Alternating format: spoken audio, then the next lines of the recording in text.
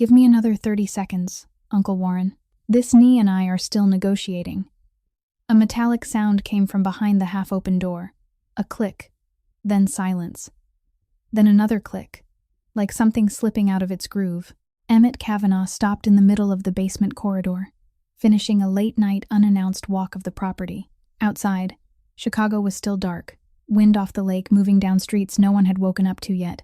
Inside the basement of the Ardmore Hotel, one of 31 properties carrying his family's name, the light fell across gray tile and a door marked, "Linen Room Staff Only." Cormac Doyle took half a step forward and asked if he should knock. Emmett only raised a hand. He moved closer, close enough to see through the gap. A woman sat on a wooden stool between two shelves stacked with white towels folded into neat squares. The left leg of her gray uniform was rolled above the knee. She was trying to fit a prosthetic leg onto what remained of that leg. The prosthetic was old.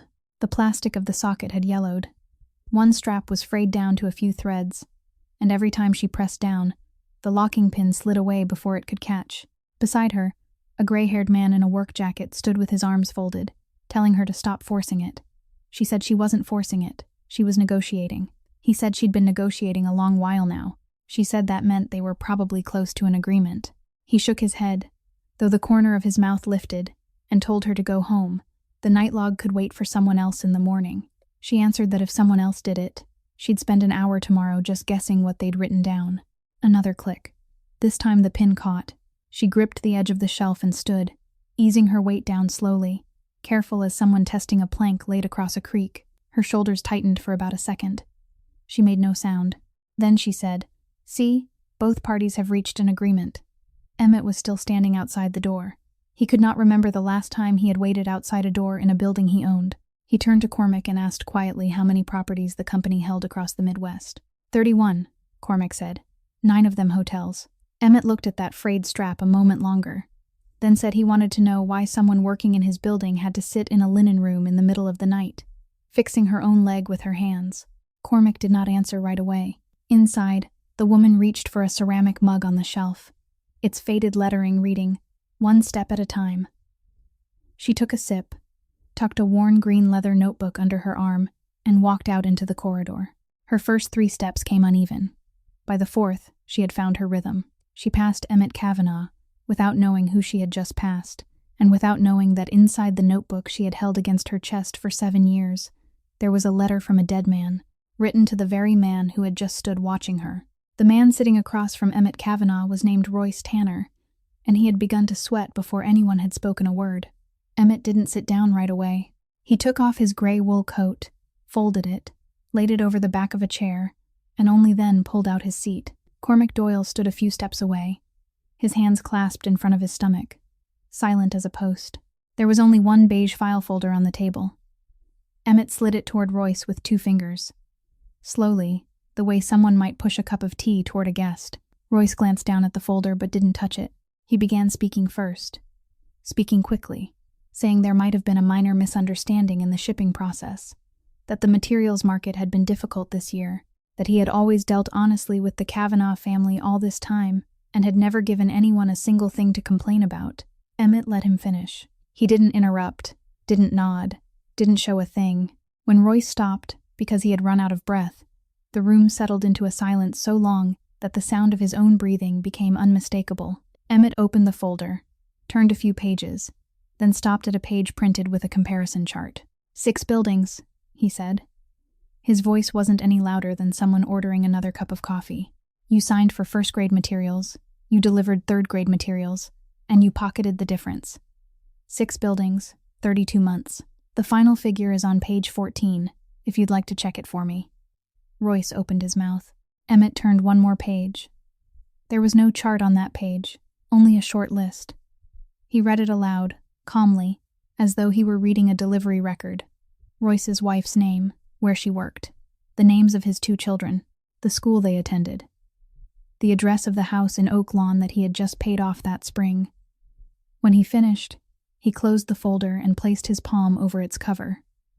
Royce Tanner had stopped sweating. He had moved into something worse than that, the state of a man who had just realized that what threatened him wasn't anger, but calm.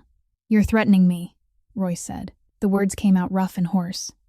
Emmett looked at him for a long moment. "If I meant to threaten you," he replied, "I wouldn't have needed to read any of it aloud. I just showed you that I know what you have to lose. That's why I'm still sitting here talking to you instead of doing anything." He stood, picked up his coat, and draped it over his arm. A faint streak of cement dust clung to the sleeve of the expensive wool, and he didn't bother brushing it away. "You have 1 week," Emmett said. "During that week, you write down everything yourself. Who approved your invoices on my corporation's side, who signed off on the completed work, who looked the other way. You write enough, and I'll let you sit at the negotiating table instead of in the defendant's chair. You leave out one name, and next week I'll be the one speaking for you, and then you won't get to choose what gets said." He walked to the door. At the threshold, he stopped, but he didn't turn around. "Mr. Tanner, 3 of those 6 buildings are rental apartments. People live in them. I'm not saying this to make you feel guilty. I'm saying it so you'll understand why I won't forget this, even if you give the money back." The door closed behind him. In the car, Cormac said nothing for a long while. Emmett leaned back in his seat, looking out the window, and Cormac knew exactly what that silence meant. 7 years of working beside this man had taught him one thing, that Emmett Kavanagh spoke the least at the exact moments when he was thinking the most. At last, Cormac spoke. "Do you think he'll write?" "He'll write. Because he's afraid?" "Because he just paid off his house," Emmett said. "People only take risks when they have nothing left. When they've just gained something, they become very obedient." Cormac nodded, then opened the file resting on his lap. "There's something you asked me for this morning." Emmett turned toward him. "Her personnel file?" "Josephine Malloy," Cormac said. 7 years at the Ardmore Hotel. I've only skimmed the first page, but there's one part I think you should see first." "Which part?" Cormac hesitated for half a second, and that was a rare half-second for a man like him. "In 7 years, she hasn't missed a single shift without giving notice. Not one shift, sir. But her most recent performance evaluation says she meets only the minimum standard." Emmett didn't answer. He held out his hand, and Cormac placed the file into it. That morning, the man who had just made a contractor tremble simply by reading out a few names sat in silence for a long time before a thin stack of papers, unopened, as though he already sensed that whatever lay inside would be far harder to face than anything he had just done. The Ardmore Hotel's quarterly operating report ran 19 pages, and Emmett read it from the highest floor of the building that bore his family name, where floor-to-ceiling windows stretched around him, and the whole city lay below like a map someone had set lights into. He read slowly. Room occupancy had exceeded its target. Personnel costs remained within the permitted range. Guest satisfaction had risen by 1.8% from the previous quarter. Staff turnover had declined.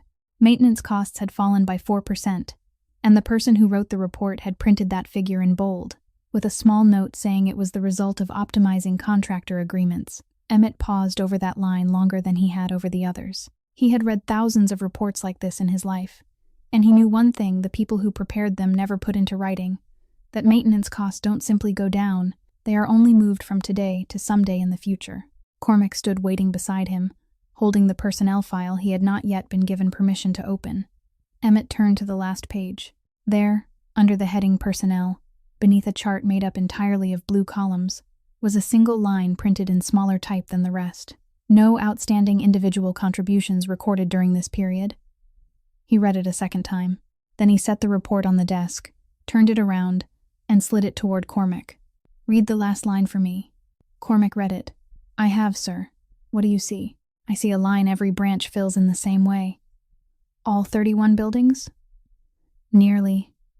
Emmett tapped the desk once with his finger. "Then either I own 31 buildings without a single person worth naming, or I'm paying people to write reports who have never stood and watched their employees work." Cormac didn't answer. He had learned that there were things Emmett said not because he was waiting for a reply.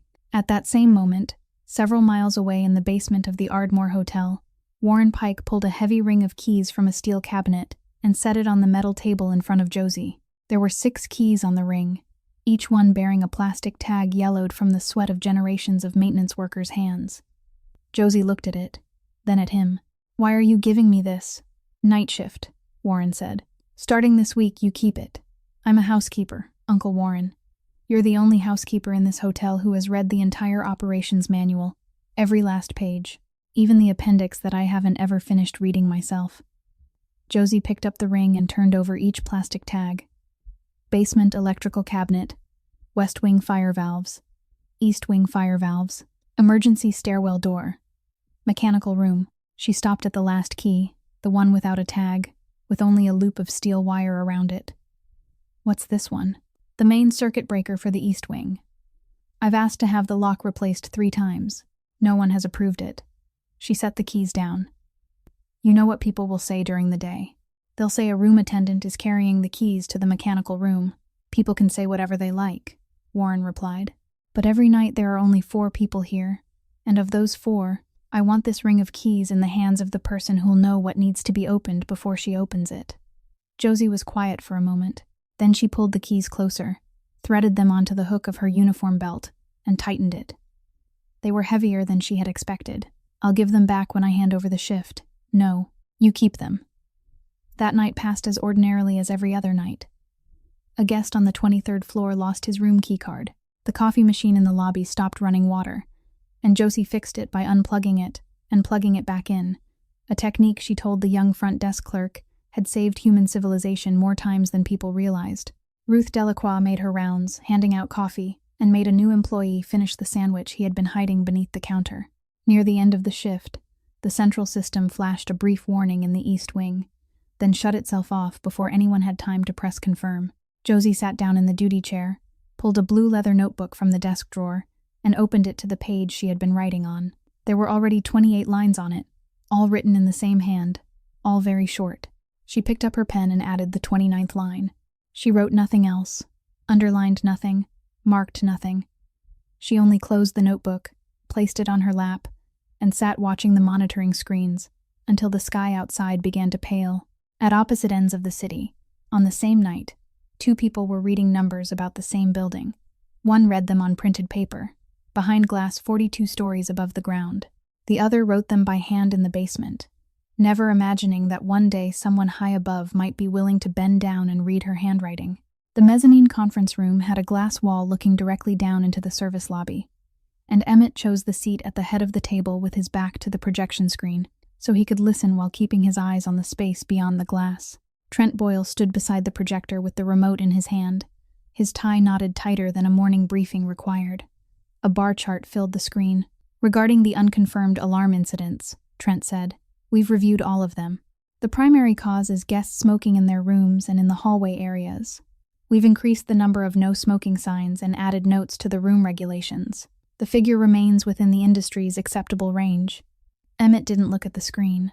He was looking through the glass, where a woman in a gray uniform stood comparing a logbook against a room list, a blue leather notebook tucked beneath her arm. How many incidents in the past 2 months? He asked. Trent glanced down at the printed report. 29, sir. And the month before that? 11. Emmett turned back toward him. From 11 to 29, and you still call that the industry's acceptable range. We believe it's a seasonal fluctuation, sir. During the colder months, guests spend more time in their rooms. Emmett looked through the glass once more, then called out, Miss Malloy. Everyone in the room turned. Josie looked over her shoulder, then pointed to her own chest, and Emmett nodded once. She opened the door and stepped inside, her first 3 steps slightly uneven, the notebook still tucked beneath her arm. Trent lowered the remote. Sir, Miss Malloy is with housekeeping. She doesn't attend operations meetings. She does today, Emmett said. He pointed toward the screen. Mr. Boyle believes the unconfirmed alarms are caused by guests smoking. What do you think? Josie looked at Trent, then at Warren Pike, who sat at the far end of the table. Warren gave the slightest nod. I don't think that's right, she said. Trent folded his arms. Based on what? Based on the guests' calls.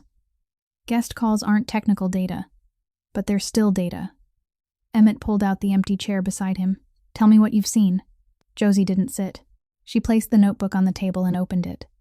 The page was filled with neat, tiny handwritten columns, dates, room numbers, times during each shift, and a few brief notes. All 29 incidents happened in the East Wing, she said. Not one happened in the West Wing. Not a single one. Trent frowned. The East Wing has more rooms. 4 more rooms, sir. Not 29 to none. Someone in the middle of the table cleared his throat softly. Josie turned to the next page. and every one of them happened after the old steam system had been running continuously for more than 2 hours. I write down the time the boiler comes on every night. There hasn't been one alarm before that point. Not one. The room fell silent for a beat. Trent moved closer to the table and held out his hand toward the notebook. Where did you get these figures? I wrote them down during my shifts, sir. Who assigned you to do that? No one, sir. Then I don't understand why a housekeeper would conduct her own technical investigation. Warren Pike spoke from the far end of the table, his voice quiet, because she saw a pattern. That isn't within the scope of her job. No, Warren said. It's part of the way she does her job. Trent turned to Emmett. Sir, the old steam pipes have been inspected. They're listed as equipment that meets the required standard. At what temperature were they inspected? Josie asked. Trent turned back to her. Under the current standards. For how long, sir? He didn't answer at once. Emmett leaned back in his chair. Do you know that number? The engineering department keeps the full inspection procedures. Josie closed the notebook, though she kept her hand resting on its cover. I'm not saying the fire alarm system is broken. I'm saying something in the East Wing is making it sound when it shouldn't. And every time it sounds for the wrong reason, and we write it off as guests smoking. Then the next time it sounds for the right reason, no one will run anymore. No one said a word. Emmett tapped the report in front of him with one finger. This document says the primary cause is guess. Was Miss Malloy's information considered before that conclusion was written? Trent kept his voice even. I wasn't aware that she had been gathering anything. Warren placed both hands on the table. Her notes have been attached to the night shift reports for 6 consecutive weeks. Every week. Trent looked at Warren, then down at the printed report. I receive a great deal of paperwork every week. I see, Emmett said. He didn't add another word. He simply reached for the blue leather notebook, turned it toward himself, and studied the dense handwritten columns, as if he were looking at a language he had never learned, but understood at once. Then he pushed it back toward Josie. Give Mr. Pike every room number and time marker you recorded. Mr. Pike, tonight run the East Wing boiler for 1 additional hour beyond its cycle, and document everything. Trent stepped forward half a pace. That requires approval from regional engineering. I've just approved it, Emmett said. The meeting ended 7 minutes earlier than scheduled. Everyone left the room, folding their papers, nodding goodbye to one another, and not one of them said a single word to Josie Malloy about the fact that she had been right while they had been wrong for 6 straight weeks. Emmett carried the file into an empty office on the mezzanine floor, a room with windows overlooking the service lobby, and opened it the moment the door closed behind them. Cormac stood beside him without sitting down. The first page was a timesheet. 7 years. Emmett ran his finger down the columns, month after month, winter after winter, and he couldn't find a single blank space without a note beside it. No sick leave lasting more than 1 consecutive day. No unannounced absences. 3 last-minute shift changes, and all 3 had been shifts she took to cover someone else. Check it again for me, Emmett said. 7 years without missing a shift means either she's healthier than all of us, or someone filled it in for her. I matched it against the badge swipe system. Every day checks out. The next page contained guest correspondence. 17 letters, some handwritten on hotel stationery, others printed from emails. A woman thanked her for recovering a wedding ring that had fallen into a sink drain. A man wrote that his wife used a wheelchair, and that this was the first hotel on their trip where she hadn't had to wait for someone to help her. Another letter was only 3 lines long, written by the son of an elderly guest who had passed away, thanking the night shift girl who had sat talking with his mother for nearly an hour on a night when she couldn't sleep. Emmett read every one of the 17 letters.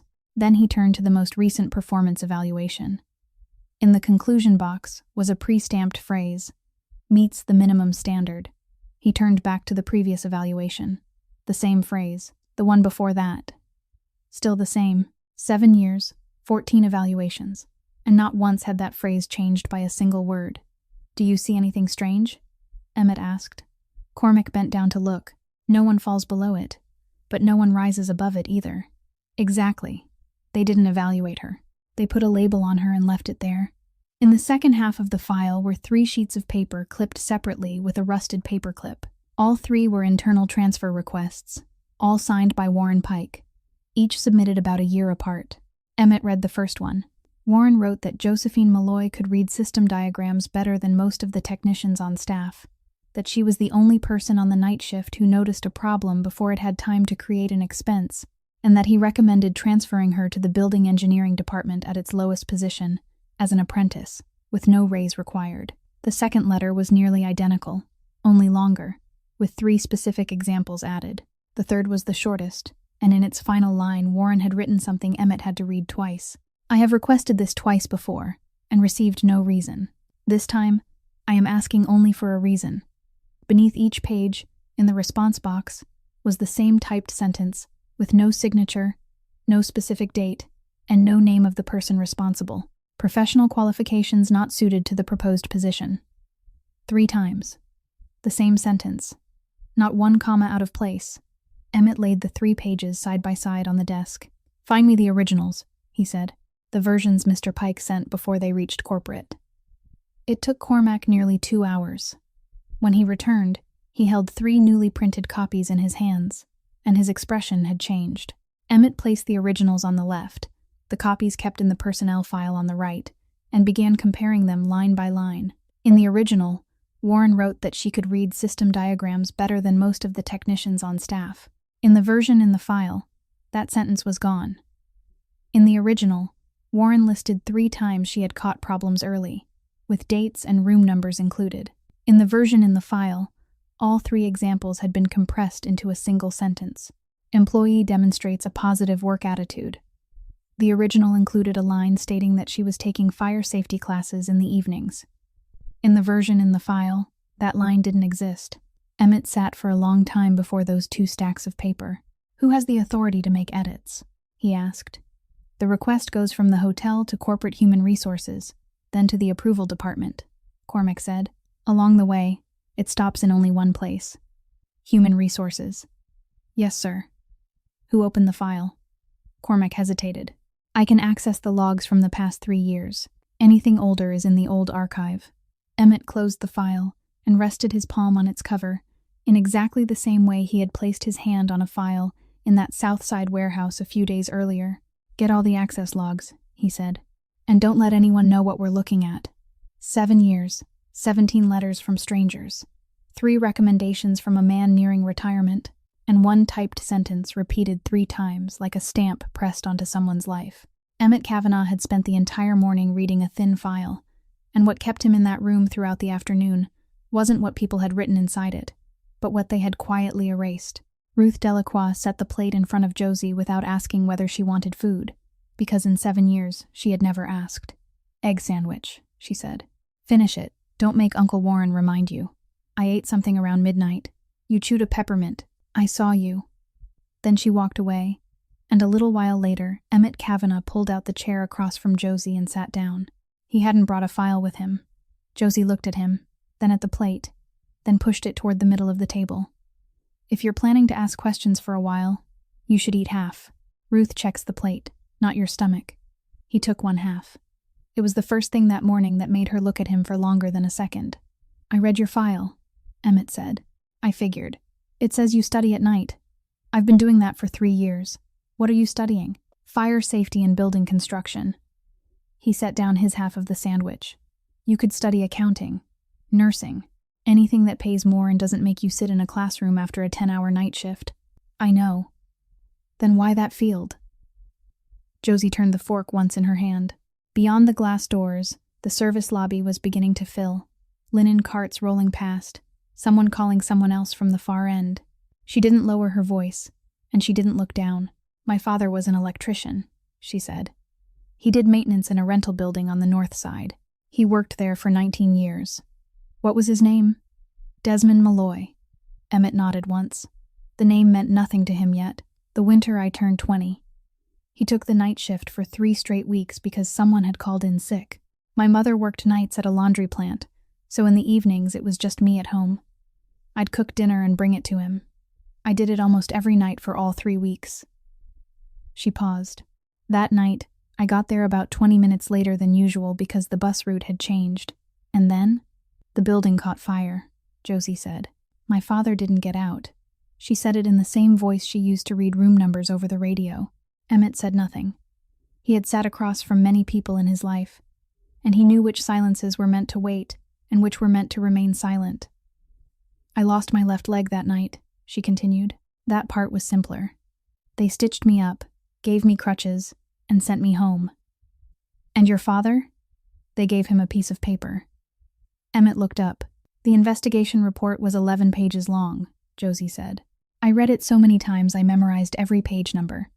The first 10 pages talked about wiring, electrical loads, schematics. On the last page, there was one line of conclusion. They wrote that the cause was operator error by the technician on duty. She set down her fork. There was only one technician on duty in that building that night, so they didn't need to write his name. Everyone who read it knew who they meant. Someone at a nearby table laughed. Josie waited for the sound to pass. My father was the most careful person I've ever known. Before he left any mechanical room, he always turned back to look at the electrical panel one more time. My mother used to tease him that he was saying goodbye to the breaker box. He wasn't the kind of man who pressed the wrong thing. Did you appeal it? My mother filed a complaint. What happened? Josie looked at him for a moment. Nothing happened. Then I started working, and my mother stopped talking about it. Emmett let that answer rest between them. Something had just shifted faintly in his mind. A vague sense that there was a missing piece somewhere in this story, though he still couldn't see where it belonged. That's why I study, Josie said. Not to get revenge on anyone. I don't have enough money to get revenge on anyone. I study because I want to understand how that system works, and because there's one thing I realized after reading all 11 pages of that report. What? The person who signs last is always the first person blamed, she said. The person who buys cheap materials doesn't sign anything. The person who approves the invoice writes one small signature in the corner, but the person on duty that night, the person holding the keys, the person who presses the final button, their name is written clearly in the logbook. And when something happens, all anyone has to do is open that one book. She stood, lifting the plate. I'm studying so that one day I'll be the one who signs, but I'll sign only after I've read. She carried the plate away. Emmett remained in the service lobby, surrounded by the sound of carts and telephones, with half an egg sandwich untouched on the table and a name newly placed in his memory, never knowing then that he would have to find it again in a dark records warehouse, beneath his own signature. The room Emmett chose to meet Trent Boyle in was a small conference room at the end of the mezzanine hallway, the kind people use to interview applicants or tell someone something that shouldn't be said where others might walk by. 3 sheets of paper lay on the table. Trent came in, tightened his tie with a familiar motion, and sat down before he was invited. You sent for me. Emmett didn't answer. He turned the 3 pages around and pushed them toward Trent. The first was the inspection acceptance report for the East Wing steam pipe materials, bearing Trent's signature in the lower right corner. The second was the quarterly maintenance cost statement, with the note about optimizing contractor agreements highlighted in bold. The third was a list of all unconfirmed alarm incidents over the past 2 months, printed directly from the central system before anyone had altered it. Trent looked at the 3 sheets. He didn't touch them. He began to say that accepting materials was a standard procedure across the entire system, not an individual decision. That the figures in the cost statement had been compiled by accounting rather than written by him, that he had worked there for nearly 9 years, and in those 9 years there had never been a single incident in that building. Emmett let him finish. When Trent stopped, the room was so quiet they could hear an elevator moving behind the wall. Mr. Boyle, Emmett said, I don't care how much you took. I care that you sat in that meeting yesterday morning, knew these 3 sheets existed, and still let a night shift employee stand there alone without a single person speaking for her. That was the only thing he said. Trent opened his mouth, then closed it, then opened it again. The color drained from his face slowly, turning from red to something paler. He reached for the pen on the table, pulled the blank sheet from beneath the others toward him, and began to write. Emmett didn't watch him write. He turned toward the window and looked down at the service lobby below, where a linen cart was being pushed slowly along the hallway. When Trent set down the pen, the sheet before him was a 4-line resignation letter, with no reason given, only a date and a signature. May I leave at the end of the month? Trent asked. You may leave at the end of this week, Emmett said, and you'll sit down with Mr. Doyle for 2 full handover sessions. If a single name is missing from the handover records, I'll find it myself. You already know how quickly I can find things. Trent nodded. He stood, walked out, and paused at the threshold for half a second as if he meant to say something. then decided against it. That afternoon, Emmett called Cormac. "You've obtained the access logs from the past 3 years. Where's the rest?" "In the records warehouse in the basement of the main building, sir. All files from before the system conversion are stored there, paper records and hard drive backups." "I want to go down there. That warehouse requires an operations department access code. Then get the code." Less than 10 minutes after, Emmett put down the phone. Hollis Bramwell knocked on the door. He didn't wait to be invited in, but he didn't enter completely either. He stood halfway across the threshold, one hand still on the doorknob, his posture straight, his gray suit immaculate, with the gentle manner of a man who had sat in rooms like this since before Emmett knew how to read a contract. "I hear you just let Mr. Boyle go." He resigned. "Same thing." Hollis closed the door behind him. "I haven't come to defend him. I came because I heard you asked for the records warehouse code." "That's right. What do you plan to find down there?" "The old access logs. I want to know who altered Mr. Pike's 3 transfer requests." Hollis nodded slowly, as though he were considering the matter in earnest. "You won't find it." "Why not?" "Because the system conversion lost a section of the logs. Everyone in operations knows that. The paper copies remain, but the electronic logs are incomplete for nearly 2 years. He stepped forward and placed a thin file on the desk. "As for this, I think you should review it first. The maintenance contract for the cluster of 4 buildings south of here is about to expire. If you intend to clean up the materials situation, beginning here would be much more effective than digging through a few transfer requests for a housekeeping employee." Emmett looked at the file. Then he looked at Hollis. "You still think there are only a few transfer requests?" "I think you own 31 buildings," Hollis said, his voice still gentle, almost affectionate. "And I watched you sign the first contract of your life. I only want you to spend your time where it's worth spending." Then he left. Emmett remained at his desk with the unopened file before him. And for one very brief moment, he felt as though someone had guided him through a doorway without allowing him to see what was behind it. The feeling lasted only a few seconds. Then he pushed the file aside, picked up the phone, and told Cormac to get that code, no matter what it took. Cormac secured the code late the following afternoon, and Emmett went down to the records warehouse alone. He told Cormac to stay upstairs, not because he didn't trust him, but because he still didn't know what he was looking for, and he didn't want anyone standing there watching while he felt his way through it. The warehouse was in the basement of the main building, rows of metal shelving stretching beneath fluorescent lights, each shelf 5 levels high, each level holding about 30 cardboard boxes. An old directory was taped to the wall, dividing files by year and department code. Emmett began with the most recent section and worked backward. He was no longer looking for access logs. Hollis had been right about one thing. The electronic logs from that period really were incomplete, and Cormac had confirmed it. But standing among those shelves, Emmett suddenly realized something simple that no one had mentioned all week. If Warren Pike's transfer requests had been stripped down along the way, that was only a very small piece of it.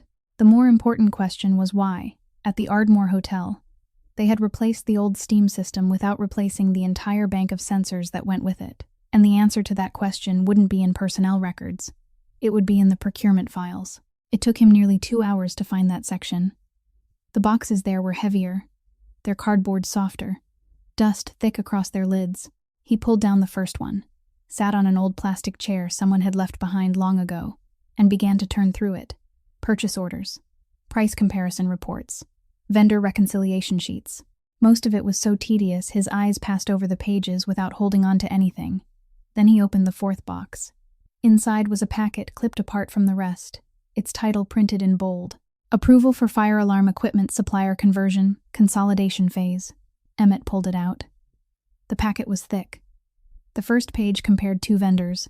The old supplier cost about 37% more. The new supplier, Ridgeline Systems, was cheaper, had faster delivery times, and in the final column was a typed remark. Meets the minimum standard, recommended for use in non-priority areas. Emmett read that phrase again. Non-priority areas. He turned the page. On page 9 was an itemized list of equipment replaced during the conversion. Smoke sensors, central control units, signal transmitters, and in the attached technical specifications, in a small note at the very bottom, was a line the person who wrote it likely never expected anyone to read. Response time is prolonged in conditions of high humidity and elevated temperatures. Not recommended for use in areas near steam systems. Emmett sat up straighter. He turned the pages more quickly. The list of buildings included in the conversion was on page 14, a long column of internal codes. No building names, only codes. He counted them. 27 properties. He turned to the final page, and there, beneath the words, "Approved by," was a signature. He stared at it for a long time. It was his signature, not the signature he used now. The compact, clipped one he wrote dozens of times a day. This was his old signature, the signature of a man not yet accustomed to putting his name on things that carried weight. The final stroke still extending a little too far, the loop in the K still rounded the way people are taught to write in school. He knew exactly when it belonged to. It was the summer he was 26, the summer his father died, the summer they led him into a room with glass walls and told him that from then on, everything stopped with him. He remembered that afternoon. He remembered the stack of documents on the desk, so high it had to be divided into 3 columns. He remembered Hollis Bramwell sitting beside him, turning each packet, pointing at each blank space with the tip of his pen, saying these matters had already been reviewed at lower levels, that Emmett's signature was only the final formality, that if he read everything, 4 months would pass before he finished, and the entire system would stand still during those 4 months. He remembered signing 140 pages in a single afternoon. He hadn't read a single page. Emmett lowered the packet into his lap. In his mind, the scattered pieces from the past few days began slipping into their proper places, slowly and coldly, like marbles rolling into grooves. 29 false alarms in the East Wing. Old steam pipes running longer than 2 hours. 1 small note no one had read. 1 conclusion on the final page of an 11-page report. A conclusion a woman had memorized down to every page number. He thought of breakfast the day before, of the egg sandwich pushed into the middle of the table, of her calm voice when she said the person who signed last was always the first person blamed. He looked down at his signature again, that still rounded signature of a 26-year-old man who believed he was only completing a formality. There were no clocks and no windows in the records warehouse. The fluorescent lights hummed softly overhead. Dust floated in the pale stream of light. Emmett Kavanagh sat motionless on the plastic chair between 2 rows of metal shelves, the packet open across his lap, both hands resting along the edges of the paper, and he didn't stand, didn't call anyone, didn't turn another page. Emmett called Josie up to an empty office on the mezzanine at the beginning of the morning shift the next day, and the first thing she noticed when she walked in was that he hadn't slept, not because his eyes were red, but because he was still wearing the shirt from the day before. "You called for me. Sit down." She sat. He didn't begin with any praise, and later, when she thought back on it, she believed that was the only reason she stayed long enough to hear him out. "I want to transfer you to the building technical department," Emmett said. "Starting this week. The position involves reviewing equipment records and reconciling operating logs. The pay will be at the apprentice technician rate." Josie said nothing for several seconds. "Are you doing this because of that morning before?" "No." "Then because of my notebook?" "Not exactly." He pushed a thin file toward her but didn't open it. "I'm going to be direct, because I think you're the kind of person who'll know immediately if I try to talk around it. I need to review the equipment procurement records for this entire system over the past several years. It requires someone who can read diagrams, cross-check information, and sit with paperwork for dozens of hours without complaining. There are hundreds of people in your company who can do that." "That's true," Emmett said. "And every one of them has been inside this system since before I began asking questions. Every one of them has someone above them, and that person has someone above them too. If I give the records to any one of them, someone will know what I'm reading before I finish the 3rd page." He looked straight at her. "You don't owe anyone here. No one promoted you. No one protected you. For 7 years, they haven't given you a single reason to be loyal to them." Josie sat quietly. Beyond the glass door, a linen cart rolled past, and its left wheel still made the exact sound she had meant to ask maintenance to oil the week before. "So you didn't choose me because I'm good at this," she said. "You chose me because I have no one to report back to." "Yes. You aren't going to make that sound a little nicer?" "I could make it sound nicer," Emmett replied, "but then you'd find out the real reason yourself, and after that you wouldn't believe another word I said. I need you to trust what I tell you over the next few months, so I'm giving you the difficult part up front." Josie looked down at her hands resting in her lap. Her nails were cut short, and her fingertips were calloused in the exact places 7 years of gripping damp towels and cleaning rags had left behind. "Do you know what people will say tomorrow?" she asked. "I know.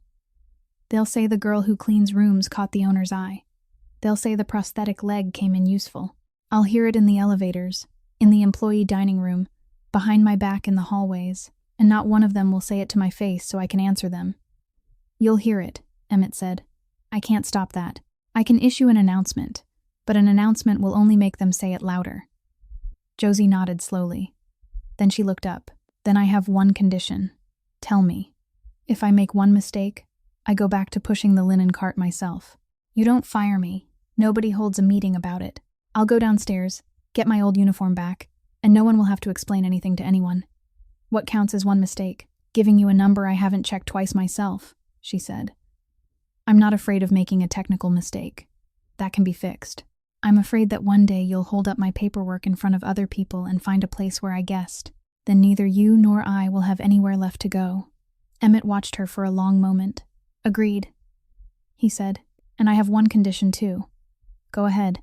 You don't change anything to make me look better. If the records prove I was wrong, you put them on my desk exactly as they are." Josie stood, tucking the blue leather notebook beneath her arm. "That I can do," she said. "That's the only thing I know how to do." By noon the next day, the entire hotel knew. By afternoon, people were already stopping their conversations when she passed through the employee dining room. Ruth Delacroix set a larger-than-usual lunchbox on Josie's table and said only one thing, that people spread rumors because none of them had ever had to sit for 3 hours in the linen room putting their own leg back together. Josie said nothing to anyone. She accepted the key to the records room, sat down, opened the first box, and began to read. Josie's new workstation was on the 31st floor of the main building, positioned beside the records room door, and the chair waiting for her couldn't be adjusted for height. She tried the lever underneath it 3 times. It made a sound, then stopped. When she sat down, the edge of the seat pressed against the exact rim of her prosthetic socket. And after about 15 minutes, that spot began telling her it didn't approve. She stood, went to find the floor's administrative manager, and was told that the request for an adjustable chair was already in the system and awaiting approval. "How long will that take?"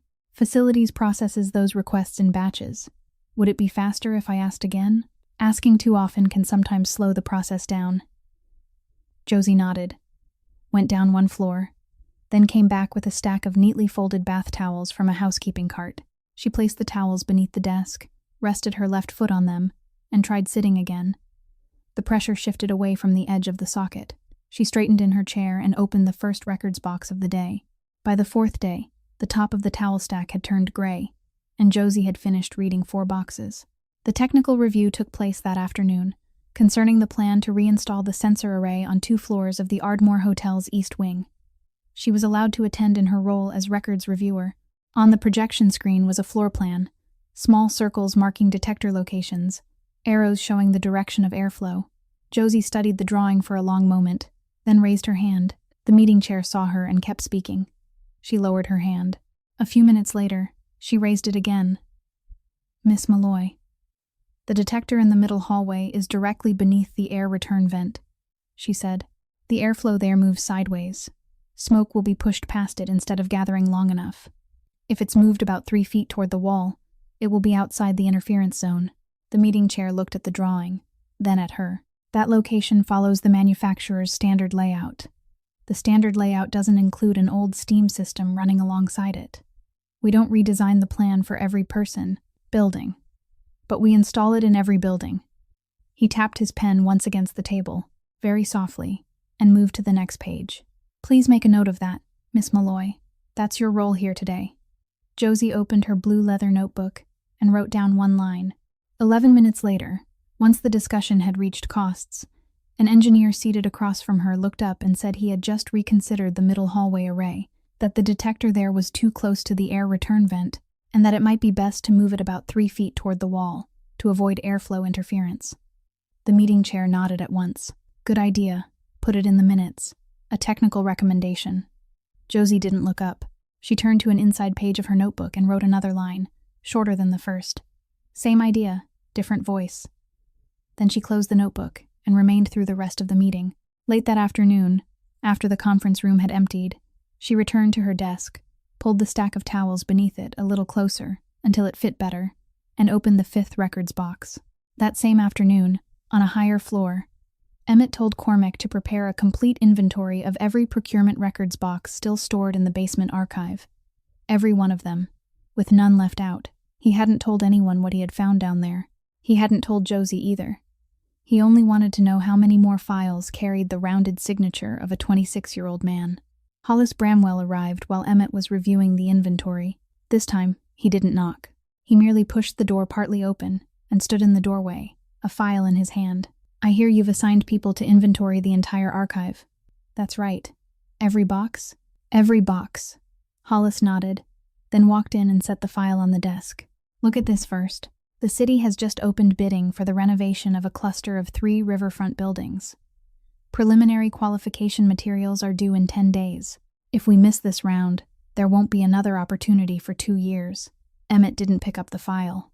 "Give it to the investment division." "I did. But this bid needs your signature on the capacity commitment, and that signature can't be delegated."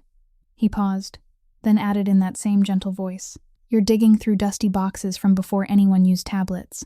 I understand. Everyone new to authority goes through a period when they want to know everything. But you should remember that this company survives on what comes next, not on what has already been boxed away." Emmett looked down at the inventory on his desk, then at the bid file beside it. "Do you know how many boxes are down there, Mr. Hollis?" "I haven't counted." 412, Emmett said. Hollis smiled and left. Emmett remained where he was, and this time, the vague feeling from the day before didn't pass as quickly as it had the first time. It stayed long enough for him to recognize one small thing, that in their last 2 conversations, every time he mentioned that archive, Hollis Bramwell had handed him something that needed to be signed urgently. Josie worked in a way that was very slow and very old, a way no software could teach. She built her tables by hand. With every records box she opened, she pulled out the pages bearing contractor codes, wrote each code in one column, the property code in the next, and the date in a third. By the 9th box, she had 3 pages crowded with rows of letters and numbers that anyone glancing at them might have mistaken for license plate numbers. She did it for one simple reason. The Kavanagh Group's procurement files did not name buildings, they named only codes, and she knew that when people replaced names with codes, the easiest thing to lose was memory. By Friday evening, she noticed one contractor code appearing again and again. Ridgeline Systems. It appeared in 7 different boxes, at dates separated by years, and it always came with the same kind of document, an equipment replacement report following a routine inspection. She traced that code back to the vendor cross-reference list. There, Ridgeline Systems was listed beneath a larger heading, one that named the primary contracting entity, and the primary contracting entity was not the Kavanagh Group. It was another name, Northline Property Holdings. Josie had never heard the name before. She pulled out the legal records box and began to search. It took nearly an hour. Northline Property Holdings was a subsidiary established to manage rental buildings in the northern part of the city, operating for roughly 12 years before it was dissolved. She read the dissolution date, then she read it again. She set the paper on the metal desk and sat still for nearly a minute. The company had dissolved in the 2nd month after the winter, when she was 20 years old. She pulled the property index toward her. Northline had managed 14 buildings. The list contained only codes. She went down each line, cross-checking it against the address list attached in the final appendix, and her finger stopped at the 9th entry. She did not need to read the whole address. She had traveled there on the 32nd bus for 3 straight weeks, carrying a lunchbox wrapped in a towel to keep it warm, getting off at the stop near the intersection, walking the remaining distance, and ringing the back doorbell because the front entrance was locked after 9 at night. She knew the sidewalk in front of that building had a crack shaped like a V that she always stepped around. She knew the basement hallway light flickered. She knew where her father used to leave his coat. The building where her father had worked for 19 years, the building he had not escaped from, belonged to a subsidiary of the Kavanagh Group, the same group whose gray uniform she had worn for 7 years, the same group that had paid her to fold towels, work nights, calm frightened guests, repair coffee machines, and never miss a shift. The same group whose monthly wages had gone straight into the envelope she placed on the kitchen table for her mother, month after month, to pay the debt. Josie sat there for a long time, She did not cry. She did something else, the thing she had always done whenever the ground beneath her began to tilt. She checked again. She took the sheet with the property code and matched it to the address appendix a second time. It was right. She reopened the legal file and checked the names of Northline's founding shareholders. Right again. She found the asset transfer report from after the company was dissolved and saw that 13 buildings had been transferred back to the parent company, while the 14th had not, because there was nothing left in the 14th building to transfer. She set that paper down last. Beyond the small window of the records room, the city had dimmed its lights long ago. She thought of that morning in the service lobby, of sliding half an egg sandwich into the middle of the table, of saying so calmly that the person who signed last was always the first person blamed, and of the man sitting across from her who had picked up that half of the sandwich and eaten it. Did he know? The question settled in the middle of her chest and would not leave. She opened the blue leather notebook. On the unfinished page was still the line she had written during the technical review the day before. She studied her own handwriting for a moment, then turned back toward the first pages. The pages yellowed along the edges. The pages she had written when she had not yet known how to write neatly. This notebook had belonged to her father. She had only continued writing in it. Josie closed the notebook and placed both hands on its worn leather cover. She did not call her mother. She did not call anyone. She pulled the 10th records box closer, lifted the lid, and kept writing codes in the first column, because over the past 7 years she had learned that there were nights when the only thing that kept a person standing upright was finishing the work left unfinished. When the first cleaning woman opened the door to the 31st floor the next morning, Josie Malloy was still sitting there, the stack of towels beneath her desk flattened down, and before her lay 11 hand-ruled pages that no one else in that building knew she had built over the course of one long night. Josie went down to the Ardmore Hotel late that afternoon, without changing out of her uniform, and without telling anyone first, and she found Warren Pike in the mechanical room, sitting with a pressure log in front of him. He looked up, saw her, and the smile that had only begun to rise faded away. "What are you doing down here? Is something wrong upstairs?" "Mr. Warren," she said, "how long did you work at the Northline building in the northern part of the city?" He set his pen down. It rolled once across the log sheet and stopped at the edge. He didn't ask where she had heard that name. He didn't tell her she was mistaken. He only reached back and switched off the ventilation fan running behind him, and suddenly the room was so quiet they could hear water moving through the pipes. 16 years, he said. Josie pulled out a chair and sat down. "You knew my father. I knew your father. You worked the same shift as him. I worked the same shift as him for the last 8 years. She said nothing more. She let the silence settle between them, and Warren Pike, the man who had taught her how to read electrical diagrams, who had pressed a ring of technical keys into her hand, who had filed 3 separate requests to transfer her into the technical department, sat looking at his hands for a long time before he began to speak. "About 4 months before that winter, your father came to see me. He had some papers with him. He said there was something wrong with the new batch of sensors installed in the building. He said he had tested them 3 times, and whenever the boiler ran for a long stretch, they responded more slowly. Once, they were so slow, he had to stand there and count. He had written it all down." Josie sat quietly. "I told him to file a report and send it upstairs. He did. No one answered. He did it a second time. Still no one answered." Warren paused. Then he wrote a letter. "Who was the letter for?" "He wasn't sending it to management anymore. He said that if he sent it upward, it would only stop at the first desk it reached. He wrote directly to the person who had just taken over the group, the young man who had only recently stepped in. He thought someone new wouldn't have anything to hide yet." Josie folded her hands together in her lap. "He gave the letter to me," Warren said. "Back then, I was the only one on our crew whose name was on the list of people allowed to go to quarterly meetings at the main building. He asked me to take it upstairs. He told me to put it directly in the man's hand, not drop it into the internal mail." He rubbed a hand over his face, then lowered it again. "I didn't deliver it." Josie didn't ask why. She only looked at him. "I was 51 then," Warren said, and his voice remained steady, only slower than before. "My wife had just had her second surgery. We still had 8 years left on the mortgage. I took that envelope up to the main building, sat in the hallway outside the meeting room for nearly 40 minutes, and thought about whether I'd still have a job there the following week if I handed it over. Then I brought it back. I put it in the bottom drawer of my desk, beneath the fuse box. I told myself I would leave it there for now and think about it the next week. Then winter came, Josie said. Then winter came. Neither of them spoke for a very long time. Josie looked down at the patch of concrete between her feet, both resting side by side in matching shoes, so still that no one looking at them could tell which one was real. After that, they transferred me here, Warren continued. Human Resources called it a workforce reassignment. Same pay, a title that sounded better, a newer hotel, cleaner, air-conditioned. So I went. It took me years to understand they hadn't rewarded me. They had only moved me away from the place where someone might come asking questions. He looked up at her. You came to work here when you were 21. I saw your name on the new employee list. I knew right away who you were. Josie remained silent. I didn't ask for you to be transferred to the technical department because I was fond of you, Warren said. I was fond of you. That part is true.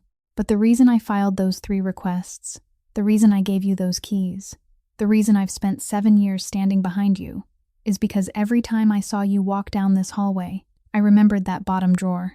He stopped. I haven't slept, Josie. Not for 7 years.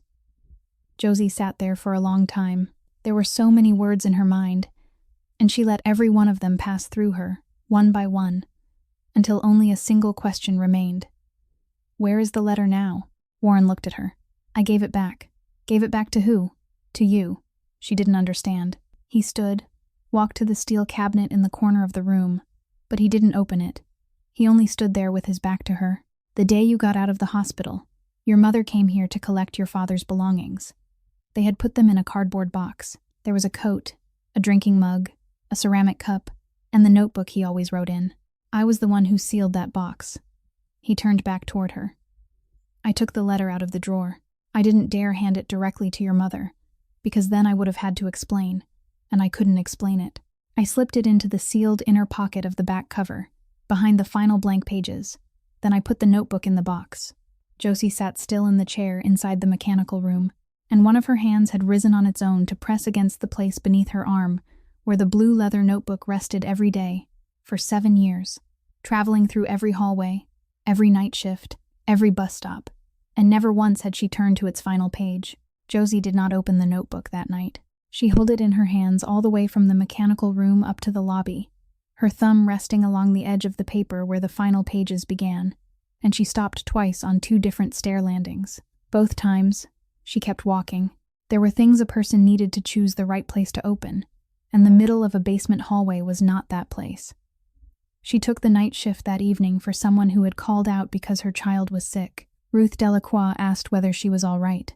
Josie said she was, and Ruth looked at her for exactly 3 seconds before saying she would save her a piece of cake. The hotel was quiet that night. A conference group had checked out that afternoon, and on the 14th floor, only 9 rooms remained occupied, all of them single guests, with no families and no children on the occupancy list. Later, when she sat down to write out the entire sequence of events, that was the first line Josie put on paper, before she even wrote her own name. It began with a smell. She was sitting at the desk when she caught it drifting down through the ventilation ducts. A sharp, scorched smell. Not cigarette smoke. Not food. She looked at the monitoring screen. Everything appeared normal. The East Wing showed not a single alert. She stood up, went toward the elevator, then changed her mind and took the stairs. By the 13th floor landing, she no longer needed to smell for it. Smoke had already crept down beneath the gap of the 14th floor fire door, a thin pale gray layer crawling along the floor like spilled water. She pushed the door open. The East Wing hallway lay under a murky kind of light. The ceiling lamps were still on, but their light did not seem to reach anywhere. At the far end of the hall, near the floor laundry room, smoke was pushing out more thickly, and a small crackling sound came from within it. Josie looked up at the detector mounted on the ceiling, the white circle directly beneath the air return vent, the position she had pointed out during the technical review and been dismissed for. It was silent. The light on its body was still green. Not one alarm was sounding anywhere in the East Wing. She stood there for exactly 2 breaths. Then she pulled out her radio. She called the front desk, gave the floor number, gave the location, said clearly that there was smoke and the system had not activated, told them to call the fire department immediately and trigger the alarm manually from the central panel. She heard the young desk clerk repeat every word back to her, his voice breaking on the last one. Then she shut off the radio. The ring of keys Warren had given her hung from her belt. She had worn it for weeks and had never once used a single key. At that moment, there was no Ardmore Hotel floor plan in her mind. What rose before her was another page, a page from the blue leather notebook where her father had drawn, by hand, a rough sketch of how an old building's electrical system was wired, the principle he had explained to her again and again when she had still sat eating dinner in his mechanical room, that when something went wrong, the first thing you did was not run, but cut off what was feeding it. She followed that order exactly. She used the key without a plastic tag to unlock the main circuit breaker box and cut the power. Then she used the tagged key to open the manual valve for the east wing fire suppression system. Then she turned back toward the hallway. The ceiling lights had gone out. Only the green exit lights along the baseboards remained, blurred into long streaks in the smoke. Josie began with the nearest room. She knocked, called out the room number, and waited. The door opened. She told the person inside exactly 3 things. Stay low, follow me, don't turn back for your belongings. She led them toward the west stairwell at the other end of the hallway, away from where the smoke was pouring out. Then she returned for the next room. She did that 8 times. In the 4th room, a man refused to leave because he had forgotten his passport, and Josie told him, in a voice so calm that it surprised even her, "The embassy can replace your passport in 4 days, but the person standing here right now cannot be replaced by anyone." He left. In the 7th room, 2 guests were sleeping heavily, and she had to knock for nearly a minute. In the 8th room, a woman opened the door already holding her bag, and she told Josie that she had smelled it earlier, but, because she had not heard an alarm, thought she had imagined it. Josie did not answer that. She only led the woman to the stairs. When the final group had passed through the west fire door, and the metal handrail was crowded with gripping hands, Josie stopped in the doorway and counted. She counted against the list of 9 rooms she had memorized at the beginning of her shift. 8. She counted again. Still 8. Then she remembered the 9th room, the last room in the hallway, at the deepest end, closest to the smoke. The elderly man had checked in that afternoon with a 4-legged walker, and had asked her at the front desk whether the elevators broke down often. Josie let go of the fire door and turned back toward the hallway. The east wing corridor was different when she went back than it had been when she left. The smoke had grown thicker and dropped lower, and Josie had to move bent over, one hand following the wall because the exit lights along the baseboards were now only blurred spots. She counted doors by touch rather than by sight. 3 doors, 4 doors. When she reached the last one, she struck it with the full of her palm and called out the room number. Something fell inside. Then the door opened. The elderly man stood there gripping his walker, his coat already on but buttoned crookedly, and the first thing he said was in the voice of someone trying to sound calmer than he was, that he had heard people running in the hallway but had not heard an alarm. So he had waited because he thought that if there really was an emergency, someone would have sounded one. "I know," Josie said. "Come with me. This walker is very slow." "That's all right. I'm slow too." She walked half a step ahead of him, one hand holding his elbow, the other following the wall. The walker struck the baseboard several times, and each time the old man stopped to apologize, and each time Josie told him to keep moving. She talked the whole way, not to reassure him, but so he would know where she was inside the smoke. She asked where he had come from, and he said Milwaukee. She asked what had brought him to Chicago, and he said he was there for his granddaughter's wedding, and she told him that meant he had to keep that coat clean. They crossed the whole east wing hallway in the amount of time that would normally have taken Josie less than a minute. When the west fire door closed behind them, the air in the stairwell was cleaner, and the old man leaned against the wall to breathe.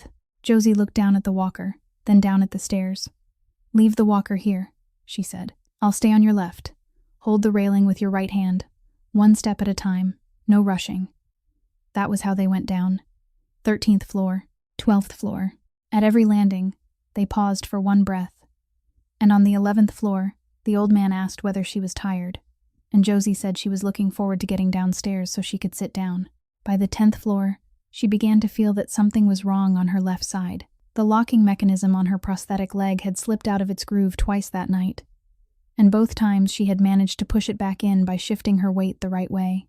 At the 9th floor landing, she tried a 3rd time, and it would not go back in. She tried again. It still would not lock. The old man stopped on the top step. "Are you all right? Please stay right there for a moment." Josie sat down on the landing. She reached beneath the leg of her uniform pants, found the strap worn so thin it was held together by only a few threads, and unfastened it. The prosthetic leg came away from her. She set it on the landing floor beside the wall, directly beneath the green exit light. Then she gripped the railing and stood on her right leg. "Stay only half a step ahead of me," she said. "Hold on tightly. Young lady, you left your... I'll come back for it. Please keep moving." They went down another 9 floors that way. Josie moved by the railing, both hands clenched around the metal bar, her right foot touching down first, and the rest of her following, 1 step at a time, and she counted the steps aloud, so the old man would know how much farther they had to go. On the 7th floor, they met the first 2 firefighters coming up. On the 3rd floor, someone else came to help the old man. Josie told them that every remaining room had been checked, gave them the floor number, gave them the location of the laundry room, told them the power to that area had been shut off and the east wing valve had been opened. And she said every one of those things before she let anyone take hold of her arm. 9 occupied rooms, 9 people out. Not one person had died. Dawn was beginning to break when Emmett Kavanagh arrived. Fire engines stood across the street, their rotating red lights flashing against the building's glass, and inside the lobby, radio voices overlapped one another. He did not stop in the lobby. He asked one of the commanders, heard 3 words, "West stairwell," and went straight into the stairwell and began climbing. He passed the 3rd floor, the 5th floor, the 7th floor. There were several fire hoses stretched across the steps there, and he had to step over them. When he reached the 9th floor landing, he stopped. The prosthetic leg lay close to the wall beneath the green exit light that was still glowing. The plastic around the socket had turned the color of old ivory. Its frayed strap lay loose across the floor to one side. Emmett Kavanagh stood on the 9th floor landing for a long time, one hand resting on the railing, looking down at that prosthetic leg before he saw her. The preliminary report was issued before lunch the next day. It was 2 pages long, and Josie read it at home, seated on a kitchen chair with her prosthetic leg leaning against the table. The first page described the time of discovery, the affected area, and the response measures taken. The second contained the preliminary finding, which stated that the initial cause had been identified as a hotel guest operating a personal electrical device in a prohibited area. She read that part 3 times. Nowhere in those 2 pages was her name. There was not one line stating that the East Wing fire alarm system had failed to activate. Not one line stating that the alarm had needed to be triggered manually from the central panel. There was only one sentence at the end, saying that the employee on duty had assisted in directing guests to move according to procedure. Adelaide Ferris called her in that afternoon. She had a particular way of making a meeting look like concern. She poured water, asked whether Josie had been sleeping, said the company would cover all medical expenses, and consider providing a replacement mobility device as soon as possible. Then she slid a sheet of paper across the desk. "This is your personal statement. Please read it and sign it for me." Josie read it. The statement had already been prepared from beginning to end. In the middle was a sentence saying that she had independently operated the East Wing electrical and fire suppression systems in a situation where the cause had not yet been clearly identified. At the end was a sentence saying that she confirmed the preliminary report was complete and accurate. She set the paper down. "I'm not signing this." Adelaide's expression did not change. "Miss Malloy, this is standard procedure. It protects you as well. It says I acted on my own. Mr. Warren gave me those keys weeks ago, and it's recorded in the handover log. And I can't confirm that last part, because the report says nothing about the East Wing system being silent. That belongs to the technical assessment. There will be a separate report." "Will my name be in that separate report?" Adelaide did not answer. She drew the paper back toward herself. "Think about it. I'll leave it here until the end of the week." "I'll sign that I received it," Josie said. "I won't sign that it's true." The next morning, her keycard would not open the door to the 31st floor. She tried twice, then stood there looking at the red light blinking on the card reader. By noon, a notice had arrived in her internal mailbox. A written warning concerning statements and actions outside her assigned authority, to be placed in her personnel file. She printed it, folded it into quarters, and tucked it into the blue leather notebook. Emmett called her upstairs late that afternoon. He was not sitting behind his desk. He sat in the chair beside it, with a folder lying face down on the table between them. "I can restore your keycard in 5 minutes," he said. "I can remove that warning from your file with one phone call. I haven't done either." Why? Because once I do, they'll change tactics, and I'll lose their trail. Josie nodded. She understood that logic. She sat down. I have something I need to tell you too, she said, about the contractor codes. Emmett raised one hand, very slightly, and she stopped. Let me speak first, he said. I've been holding this for 7 days. If I let you finish, I'll have one more reason to stay silent, and I don't want another reason. He turned the folder over. He did not slide it toward her. He only opened it to the last page and held it there. There is a file in the archive approving a switch in fire alarm equipment suppliers, he said. The new equipment costs 37% less. In the attached specifications, there is a note saying the devices respond slowly in high humidity and temperatures above the threshold, and recommending that they not be used in areas near steam systems. Josie sat very still. That file applied to 27 properties, Emmett said. It was approved in the summer when I was 26. 3 weeks after my father died, they put 140 pages on my desk in a single afternoon and told me the people beneath me had reviewed everything, that my signature was only the last formality. He turned the folder toward her. I signed all 140 pages. I did not read a single one. There was no sound in the room. The city was moving through its evening rush below them, but at that height, no one could hear it. I did not know which properties they were, Emmett said. The file listed only codes. I have people tracing every code now, but I know that batch of equipment was installed somewhere in this system for years, and I know there was not a single alarm in the east wing of the Ardmore building the night before last. Josie looked down at the blue leather notebook in her lap, the notebook holding a sheet of paper folded into quarters in its middle, and an unopened letter in its final pages. She thought of the address appendix, the sidewalk with the V-shaped crack, the 30-second bus route, the lunchbox wrapped in a towel to keep it warm. She did not tell him the name Northline. She did not tell him about the 9th line on the list of 14 buildings. She stood, tucked the notebook beneath her arm, walked to the door, and closed it behind her, leaving Emmett Kavanagh alone with the page still open on the table. Josie came back to the 3rd-floor apartment while her mother was still at the laundry, and she did not turn on the living room light. She went straight into the kitchen, sat down, and placed the blue leather notebook on the table. She still had not opened it to the final pages. She thought she had come home to open it, but once she sat there, she understood she could not. Not yet. Not at this moment. Her mother had to be there. While she waited, she did what she always did whenever too many things were piled on top of one another in her mind. She cleaned. She wiped down the table, straightened the stack of bills held in the metal clip beside the stove, then pulled open the bottom drawer to put away some insurance papers. The drawer was too full. She had to take everything out before it would close again. At the very bottom, beneath an envelope of old photographs and a stack of medical records, was a pale yellow envelope, faded around the edges. Josie opened it. Inside was a 4-page agreement. She read it from the beginning. The first page confirmed the identity of the recipient, Colleen Malloy. The second listed the expenses the paying party agreed to cover, all inpatient treatment costs, surgical costs, rehabilitation costs, and the cost of making and fitting her first mobility device. The third page contained the recipient's commitments. One clause stated that the recipient agreed not to file a complaint, provide information to the press, take part in any legal proceeding connected to the incident at a property belonging to Northline Property Holdings, or make any public statement about the cause of that incident. The fourth page bore 2 signatures. One was her mother's handwriting, which Josie recognized at once, the capital C larger than usual, the way it always was whenever her mother signed something that made her hands shake. The other signature belonged to the paying party, and beneath it was a full name in print, Hollis Bramwell. Josie set the 4 pages on the table, aligned their edges, then sat quietly. She remained there until she heard a key in the door. Colleen came inside, the smell of steam and fabric softener still clinging to her clothes, and she saw the pale yellow envelope on the table before she had time to remove her coat. She stopped in the middle of the kitchen. You found it? Yes. Colleen took off her coat, hung it over the back of a chair, then sat down across from her daughter. She did not reach for the agreement. She only looked at it. Ask me, she said. I'll answer.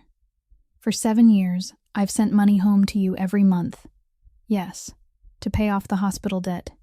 Yes. Did that debt ever exist, Mom? Colleen was silent for a long time. Then she said, No. Josie nodded. She did not ask another question. Colleen went on by herself. You were in there for 41 days. I sat outside that room in the hallway and counted every day. On the 9th day, someone from the hospital called me out to talk about the costs. I brought my savings book and my pay stub.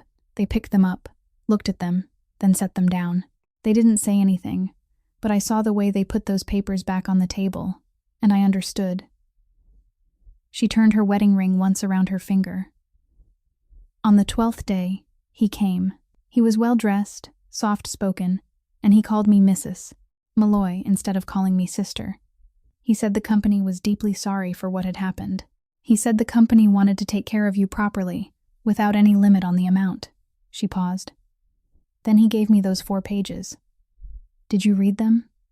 I read every word. I read them twice. Colleen looked up at her daughter. I knew what the 3rd page said. Josie. I knew that signing it meant I was selling away the right to clear your father's name. I understood that very clearly. I'm not a fool. Josie said nothing. I sat in that hospital hallway with those 4 pages in my lap, and I thought about only 2 things. First, your father was already gone, and no matter how far I took a lawsuit, he would not stand up again. Second, you were still in there. You were 20 years old. You had another 60 years to live with that leg. She laid both hands flat on the table. I chose you. Josie looked at her mother's hands that had spent 40 years lifting wet clothes out of industrial washing machines, and she saw them trembling very slightly. Why didn't you tell me? Because if I had, you would have given it back, Colleen said. You would have given back that leg, demanded a lawsuit, worked 2 shifts to hire a lawyer, and you would have lost. They had an entire building full of lawyers, and all we had was a savings book. She stopped, and there was one more reason. I'm ashamed to say it, but I will. Tell me. The first month you started working, you came home and put an envelope on this table. You said you were helping me pay the debt. I meant to tell you that very day. Colleen let out a breath. But you had only just smiled again for the first time, after nearly a year. You smiled because you felt you were helping our family. I looked at your face then, and I could not tell you. She lowered her head.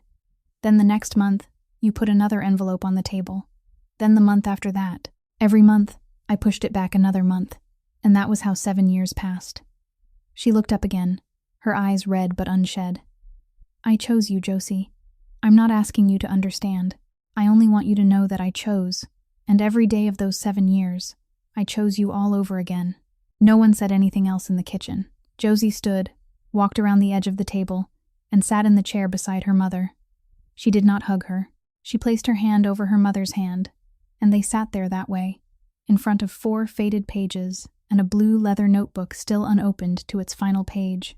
For 3 days after that, Josie and Emmett did not speak a single word to each other. She still came to the 31st floor, because her key card worked again, and he still remained in his office, and they both knew the other was only a few feet away. Neither of them crossed that distance. On Tuesday evening, Josie stayed late after her shift. She brought together everything she had gathered over the past weeks, the 4-page agreement she had found in her mother's drawer, and the 11 hand-ruled pages of contractor cross-references she had mapped out during her long night in the records room. She copied them all, bound them neatly into a single hard folder, tucked the blue leather notebook beneath her arm, and went down to the garage to catch the bus. The second basement level was nearly empty. She had taken perhaps 20 steps when the row of lights behind her went out. She stopped. There was no sound of a switch. The light simply vanished, one row and then the next, moving toward her like a door closing from far away. Josie did not turn around. She listened. There were footsteps. Not one person. 3. They were not in a hurry. That was the detail that sent cold along her spine. They were not in a hurry at all. She kept walking, holding the same pace, calculating in her head. The stairwell exit was ahead, about 130 feet away. Too far. The rolling door to the street was on her left, farther still, but the gray door was 15 steps away. The door marked technical room, the door her ring of keys could open. The 3rd row of lights went out. A voice spoke behind her, not loud, almost polite. Miss Malloy, we only need the folder. Josie took 3 more steps, then moved fully to the left. Stop. She did not stop. The footsteps changed rhythm. Now they were rushing. 10 steps. She pulled the keys from the hook at her belt, searching by touch rather than sight for the plastic tag with the rough edge. 7 steps. They were running now. 4 steps. She put the key into the lock. It went in on the first try. She pushed open the door, slipped inside, and slammed it shut just as something struck the outside of it. She turned the deadbolt. It was completely dark inside. She did not look for the light switch. She did not need it. She had studied this building's plans for 3 straight weeks, and she knew the electrical panel was on the wall to the right, 2 steps from the door, at shoulder height. She found its cover, opened it, and ran her fingers down to the bottom row of breakers, the row with one lever longer than the others, the alarm breaker for the entire garage. She pulled it. The sirens began howling from all 4 corners of the basement at once. The emergency lights came on, stark white. And at the street exit, the security gate began to lower, slow and steady, with its warning bell repeating over and over. Outside the gray door, the footsteps changed direction. Then they ran, but the gate was already halfway down, and the stairwell had cameras on every landing, and all those 3 men could do over the next 40 seconds was run toward an exit that was closing by itself. Emmett arrived less than 10 minutes later. He came with Cormac and 2 members of the security team, and by the time he reached the basement, security had all 3 men detained in a corner of the garage beneath the pale emergency lights. He went straight to the nearest one. He did not say a word. He seized the man by the collar with both hands and drove him against a concrete pillar. Cormac stepped forward, then stopped. In 7 years of working beside Emmett Kavanagh, he had never seen this. Emmett's face was not red. He did not shout. That was what made it frightening. "Who told you?" he said. The man did not answer. Emmett's hands tightened, and he leaned his whole body forward for one single beat. Then a hand came to rest on his arm. "Mr. Kavanagh." Josie stood right beside him.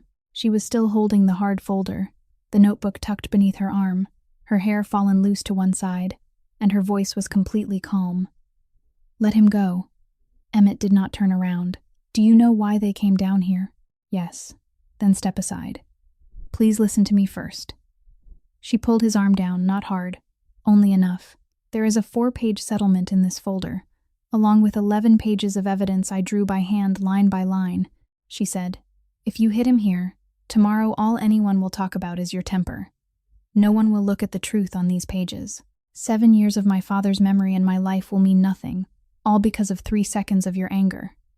Emmett stood still. Then he let go. He stepped back, straightened his cuff, and turned toward Cormac.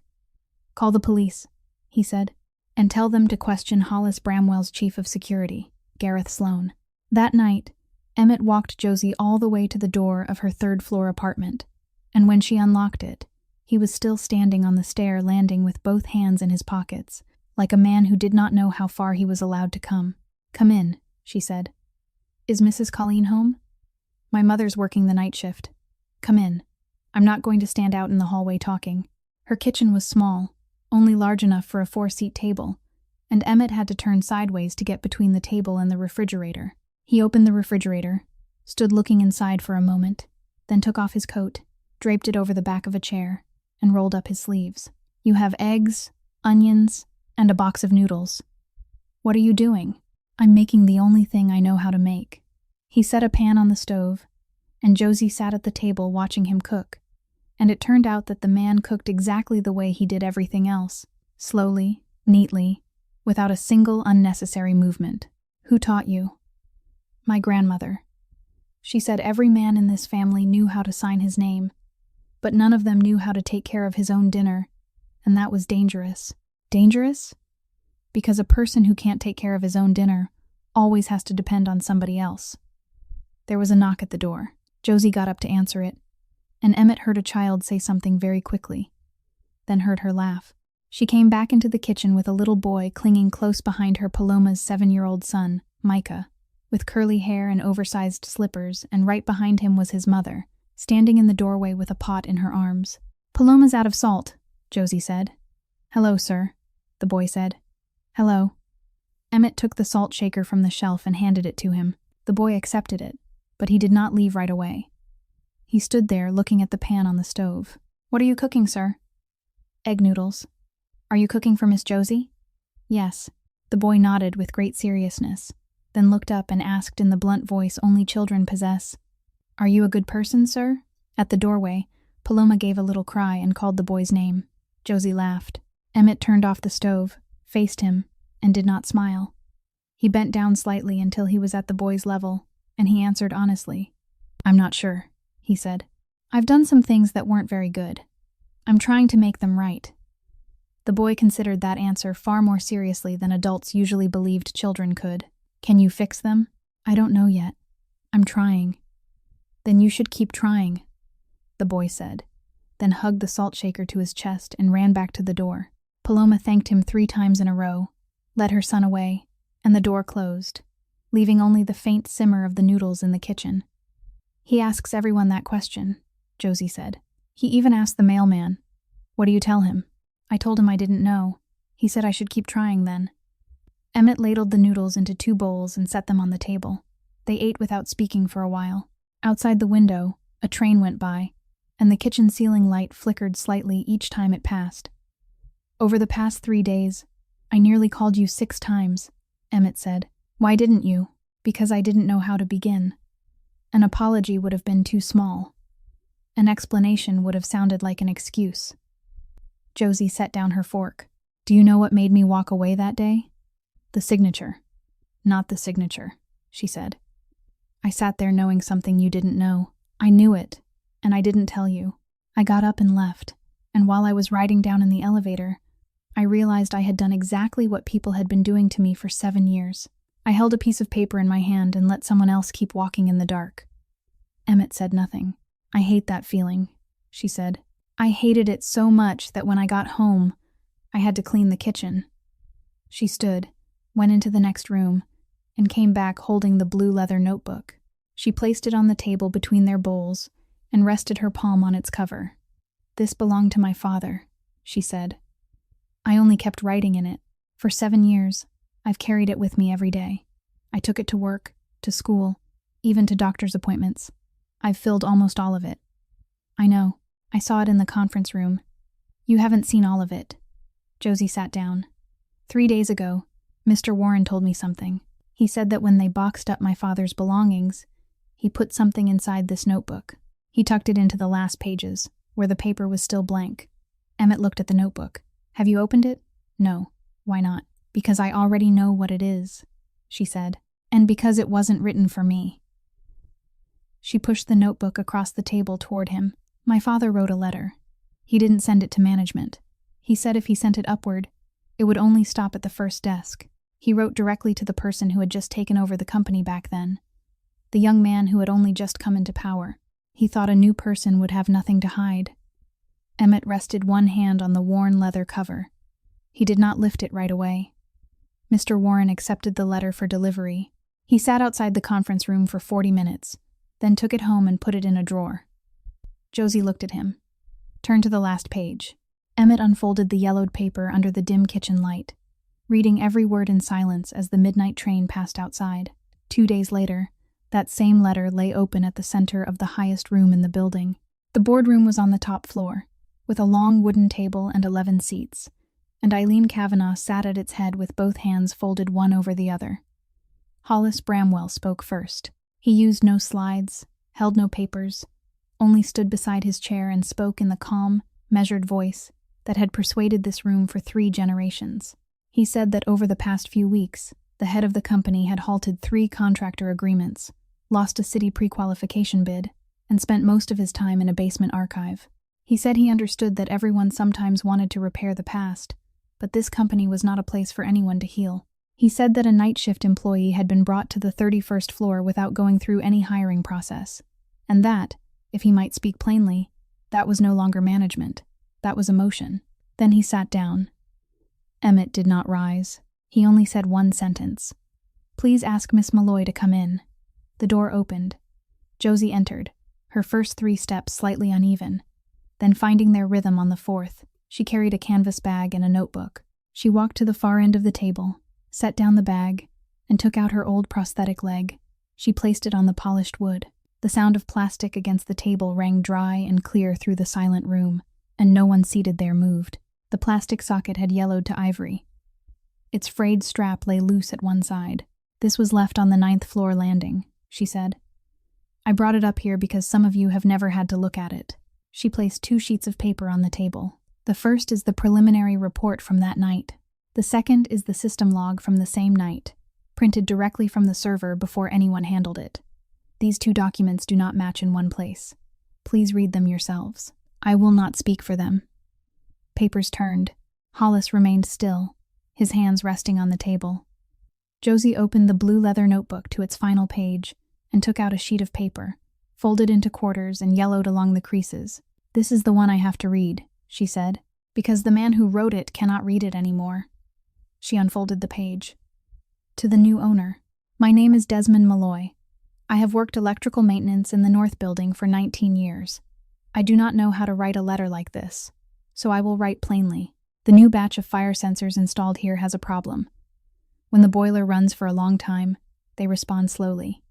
I tested them 3 times. On the longest test, I stood there counting for almost a full minute before they sounded. 1 minute is a long time. In 1 minute, smoke could travel the length of this entire hallway. I wrote 2 reports and sent them upstairs. No one answered. I do not blame anyone. I know you receive a great deal of paperwork every day, but you are new. They told me you had only just taken over, so I thought perhaps you did not know anyone here yet, and perhaps you did not have to protect anyone's reputation. I am not asking for anything for myself. I work nights, I earn enough to live on, and my daughter is grown. I only ask that you send someone down to test that batch of sensors again. Just test them. If I am wrong, I will apologize to you. I will not write another letter. Josie paused. She turned the paper over. Only 2 lines remained. I do not think I am wrong. I have done this work for 19 years, sir. Anything about to fail has a sound of its own. She folded the letter again. My father did not sign his name at the end. He stopped writing there, then handed it to someone else to bring upstairs. This letter never reached anyone's desk. She placed it beside the prosthetic leg. 4 months later, that batch of sensors really did respond too slowly. Then someone wrote an 11-page conclusion, and on the final page, they listed the cause as operator error by the technician on duty. There was only 1 technician on duty in that building that night. While everyone in the room sat stunned by her words, Hollis Bramwell slipped silently out the back door. 31 floors below in the basement, the freight elevator doors opened. Hollis stepped out. He was not in a hurry. He walked down the corridor with the steady gait of a man going somewhere he had gone many times before. He turned left and came to the server room door. He held his badge to the reader. The light turned red. He tried again. Still red. The server room door opened from the inside. Cormac Doyle stood there with 3 members of the technical team behind him, and on the table lay a data preservation order signed the night before by the company's general counsel and Emmett Kavanagh. Hollis stood still before the open door. He said nothing to Cormac. He only turned his head and looked down the basement corridor, the corridor he had walked through countless times over 30 years, and for the first time, it led nowhere. No one in the room spoke. Eileen Kavanagh stared at the yellowed letter on the table for a long time, and at some point, her hands had come apart. Emmett stood. "Does Mr. Bramwell have anything to say?" he asked. Then he looked down at the empty chair to his right, the chair that had been empty since the middle of the letter, and he did not look surprised at all. Eileen Kavanagh rose before anyone could answer Emmett's question. She did not look toward the empty chair. She looked at the yellowed letter lying beside the prosthetic leg on the wooden table. "Mr. Bramwell was not the one who ordered that file closed," she said. The whole room turned toward her. "I was the one who gave that order." Emmett turned to face her. She continued, slowly, without trying to avoid it. 4 months after that summer when you signed 140 pages, they placed the preliminary investigation report on my desk. It contained a line stating that the batch of sensors was unsuitable for an area near the steam system, and at the end of the approval file was your signature. She placed one hand on the table. "You were only 26. Your father had just died. A 3-generation corporation rested on the shoulders of a child who did not yet know what he was signing his name to. If that file had been opened, no one would have asked who had placed those papers in front of you. They would have looked at the final line and read the name written there." She looked at Josie. "So I closed it. I thought I was saving my grandson. I did not think that on the other side of that piece of paper was a man named Desmond Malloy and a 20-year-old girl." She sat down. Emmett stood still for a long time. Then he told the entire room that he would disclose everything to the investigators, including the part that belonged to him, and he said it knowing exactly what it meant. The vote was held that same afternoon, 7-4. The case was reopened. In the months that followed, everything moved through the course of paperwork, slowly and without noise. Hollis Bramwell was prosecuted for falsifying documents and bribing witnesses. Adelaide Ferris was suspended, then disclosed the entire process used to alter the personnel records. Gareth Sloane was charged in the same case. Eileen withdrew from the board and submitted her own statement. Emmett Kavanagh accepted civil liability, paid compensation, and was barred from holding an executive position in the building safety field for a long time. He lost the power he had once possessed, and he did not appeal a single line. The old 11-page conclusion was overturned. In the new report, the section on cause no longer contained the sentence claiming operator error by the technician on duty. On the day that document arrived, Colleen Malloy was sitting in the kitchen. She read it once from beginning to end, then read it again, then set it on the table and sat very still for a long time, with both hands covering her face. Josie sat beside her mother and said nothing at all, just as they had sat together on the night they faced those 4 faded pages. Warren Pike submitted his own statement before anyone called him. He finished out that year, then retired, and before he left, he handed over the entire technical archive of the Ardmore Hotel to its new person in charge. That person was Josephine Malloy, building safety coordinator. She had a new prosthetic leg, fitted precisely to her measurements, with straps that held firm.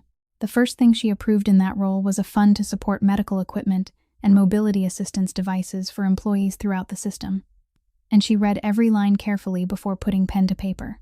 The linen room in the basement was renovated into an employee support room. They kept the wooden stool in the corner, and above it on the wall was a small sign that read, "No one should have to hide their pain in order to keep a job." The hotel's first family day was held on an autumn morning, the lobby full of laughter, with tables of pastries lining the walkway.